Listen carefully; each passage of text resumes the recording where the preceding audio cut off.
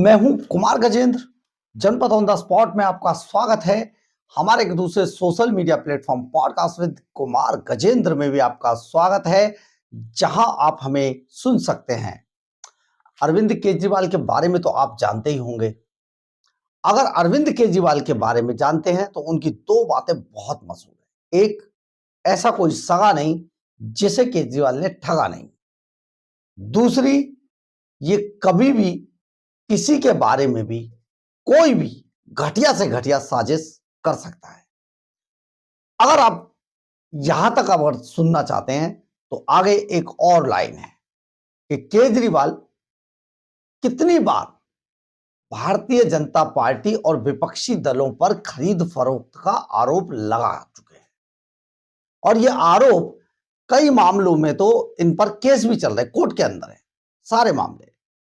नितिन गडकरी से तो अरुण जेटली से माफी भी मांग चुके हैं, लेकिन क्योंकि चुनाव होते हैं, ऐसे में इन चुनावों के अंदर जो भी बोलेगा सब चलेगा। केस को तो देख लेंगे, इतने केस चल रहे हैं और दो चार सही।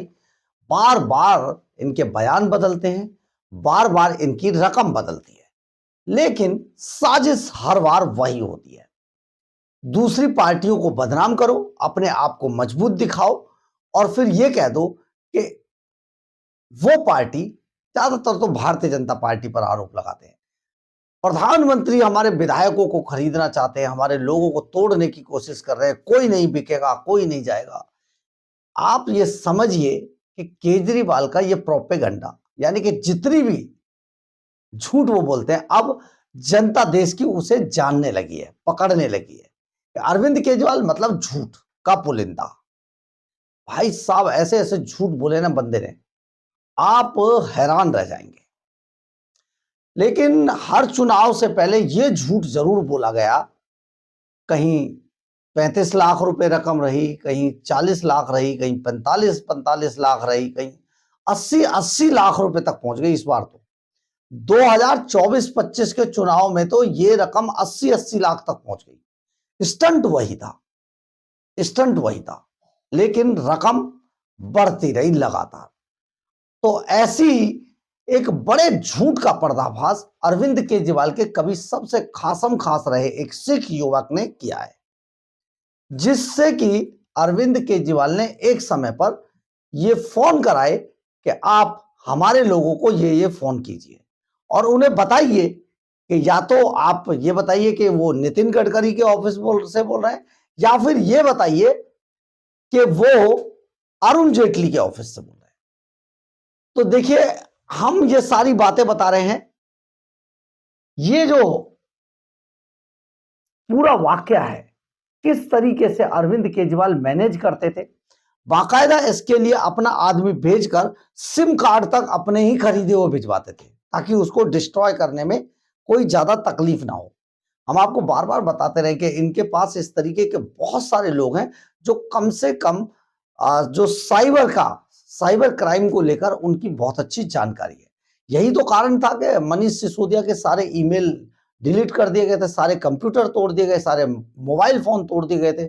60 70 मोबाइल फोनों को तोड़ा गया, सिम कार्डों को तोड़ा गया, नष्ट किया गया, लैपटॉप गायब कर दिए गए, ईमेल जो उनके कंप्यूटर में थे वो सबको डिस्ट्रॉय कर दिया गया। ये सारा खेल, क्योंकि इनके पास एक साइबर की एक बड़ी टीम काम करती है। लेकिन जब कोई करने वाला, अपराध को करने वाला ही ये गवाही देने लगे, तो इसमें बहुत बड़ा मामला सामने आ जाता, पूरी पोल खुल जाती है। दरअसल केजरीवाल के ऑपरेशन लोटस की सच्चाई की पोल खुद अरविंद केजरीवाल के कभी साथी रहे एक शख्स ने खोल दी। आपको ये जरूर सुनना चाहिए, क्योंकि ये कोई और नहीं, अरविंद केजरीवाल का एक समय का सबसे करीब शख्स बता रहा है। तो सुनिए जरा कि ये सिख युवक क्या कह रहा है, सुनिए। हमें लगता था जो अरविंद ने कह दिया वो सही है, बाकी सब गलत है। अरविंद के ऊपर आंख बंद करके विश्वास किया, ना जाने कितने गलत काम किए हमने, लेकिन हमें लगता था कि हम तो देश को बचाने के लिए निकले हैं, ये तो कुछ भी नहीं है। एक वाकया याद आता है इसी देश बचाने की लड़ाई में, जब आम आदमी पार्टी ने 27 सीटें 28 सीटें जीत ली दिल्ली में, मैं करनाल गया, मैं 4 बजे करनाल पहुंचा, मुझे 5 बजे फ़ोन आ गया दिल्ली से।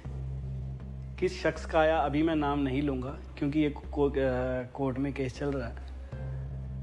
मुझे फ़ोन आया भी आप वापस तुरंत आएँ और अपनी पूरी टीम के साथ 5-7 लोग जो आपके साथ 24 घंटे रहते हैं उनको आप साथ लेकर आइए, 5-1 लोगों को। हम गाड़ी में बैठे 4 बजे करनाल पहुंचते हैं, जीत के अगले दिन की बात है ये। वापस 5 बजे हम आ जाते हैं, हम बॉर्डर पर रुकते हैं, ध्यान से सुनिएगा।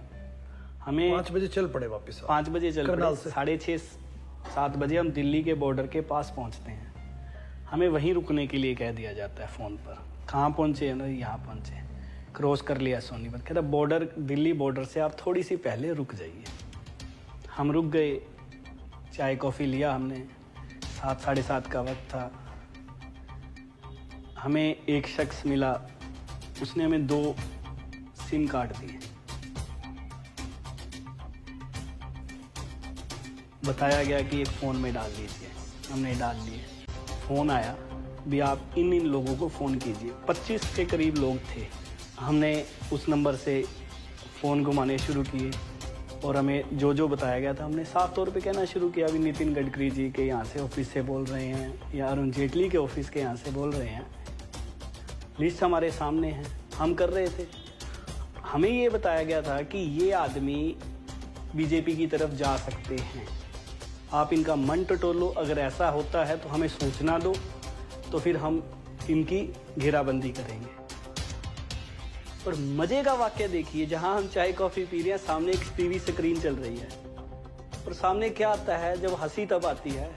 हमने जब सामने देखा मुड़ के, अरविंद केजरीवाल टीवी पे, अरविंद केजरीवाल कह रहा है कि मेरे एमएलए को भारतीय जनता पार्टी वाले फोन कर रहे हैं और खरीदो फरोख्त की बात कर रहे हैं और 35 लाख रुपए देने की ऑफर कर रहे हैं।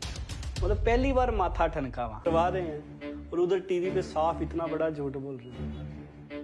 मतलब उस बार पहली बार एहसास हुआ था कि हम गलत काम कर रहे हैं। आपने सुना होगा कि किस तरीके से एक एक करके पूरी सच्चाई इस सिख युवक ने अरविंद केजरीवाल के बारे में बताई कि किस तरीके से उन्होंने साजिश की थी, किस तरीके से वो रुके, उनको वहीं पर रोका गया पंजाब पानीपत से निकलने के बाद किसी ढाबे पर, और थोड़ी देर बाद वही खबर टीवी चैनलों पर चल रही थी कि बीजेपी के लोगों ने उनके विधायकों को खरीदने की कोशिश की, यानी कि ऑपरेशन लोटस चलाया।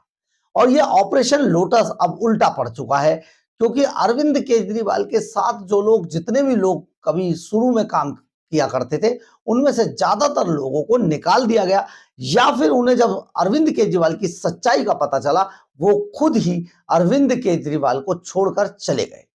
लेकिन इसमें एक बड़ी सच्चाई है कि शुरू में जब अरविंद केजरीवाल जनता के बीच में आए, उस वक्त केजरीवाल का बहुत क्रेज था और ऐसा व्यक्ति बहुत लंबे तक चल सकता था।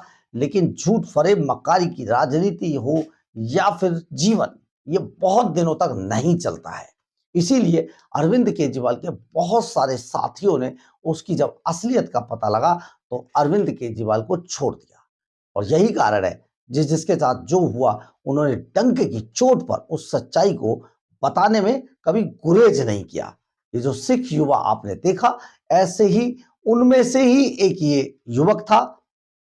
और जब इन्हें पता लगा कि सचमुच अरविंद केजरीवाल कितना झूठा और मक्कार है, तो इन्होंने उसकी पोल खोल कर रखी।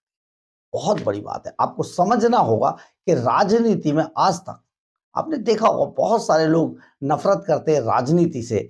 बहुत सारे लोग सोचते हैं कि राजनीति बहुत दलदल है, बहुत कीचड़ है, नहीं जाना है। लेकिन ये उससे भी कहीं आगे बढ़ के है। तो आप सोचिए किस तरीके से साजिश ऑपरेशन लोटस के लिए या फिर किसी भी व्यक्ति और पार्टी को बदनाम करने के लिए, खासतौर पर प्रधानमंत्री और हमारे संवैधानिक संस्थानों को बदनाम करने के लिए किस तरीके से हमारे देश में साजिशें की जाती हैं, बाद में हल्ला मचता है और फिर ज्यादा से ज्यादा मानहानि का मुकदमा माफी पर सिमट कर अपनी सांसें, अपना दम तोड़ देता है। बहुत बड़ी बात है। लेकिन जिसके दामन पर छींटे उछाले जाते हैं, दाग लगता है, उसके साथ उसे ही पता है कि वो उसका क्या हुआ। आप बिल्कुल इसको इसी तरीके से समझिए। बहरहाल, अगर आपको हमारी खबर अच्छी लगे तो आप इसे लाइक, सब्सक्राइब और शेयर जरूर करें। कमेंट्स बॉक्स में अपनी राय जरूर लिखें। इससे हमें बहुत बहुत बहुत ऊर्जा मिलती है। जय हिंद, जय भारत।